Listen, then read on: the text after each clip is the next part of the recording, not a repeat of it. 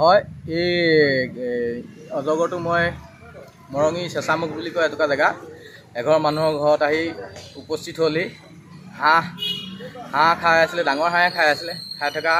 পিছত ৰাতিপুৱা 4 বজাত মানুহঘৰ খেৰ মেজিত উঠি খেৰ মেজিৰ পৰা লাহেকৈ নামি পেলাই আহি কচুৱনি অকণমান আছিলে তাতে অৱস্থিত হৈছিলে তেনেকৈ ৰাতিপুৱা বাঢ়ি বন কৰোঁতে তেখেতসকলৰ মানুহে দেখোঁতে মোলৈ খবৰ দিছে আৰু খবৰ দিয়াত মই চালোঁ চাই পেলাই ঘৰৰ পৰা আহি দেখিছোঁ অজগৰ সাপ হয় গতিকে সেই সাপটো যথেষ্ট মানুহ সমাগম হৈ গ'ল তেতিয়া দেখিলোঁ আৰু কিনাৰত পুখুৰীও আছে পুখুৰীলৈ নামিবলৈ নিদিয়াকৈ তাক যেনে তেনে ধৰি পেলাই উদ্ধাৰ কাৰ্যসূচীটো আৰম্ভ কৰি আমাৰ বন বিভাগৰ কাৰ্যালয়লৈ ইয়াক চমজাই দিম বুলি লৈ আহিছোঁ মোৰ এইটো আপোনাৰ দিন হ'ল মোৰ প্ৰায় 12-13 বছৰ বয়সৰ মানৰ পৰা এইটো আৰম্ভ কৰি আছিলোঁ কিন্তু সেই তেনেকৈ ধৰি মানে এইটো অভ্যাস হোৱাৰ পিছত মই এতিয়া এনেকুৱা সৰ্প গুই আৰু কেঁকু সাপ এইবিলাক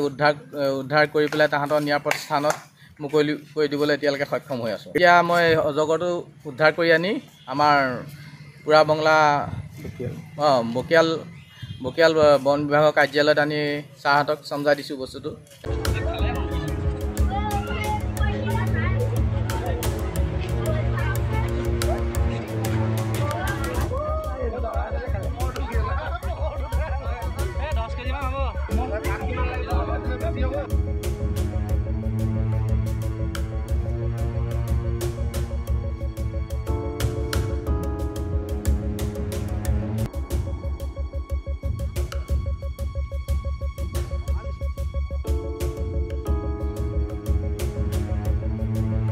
যিকোনো খবৰৰ বাবে যোগাযোগ কৰক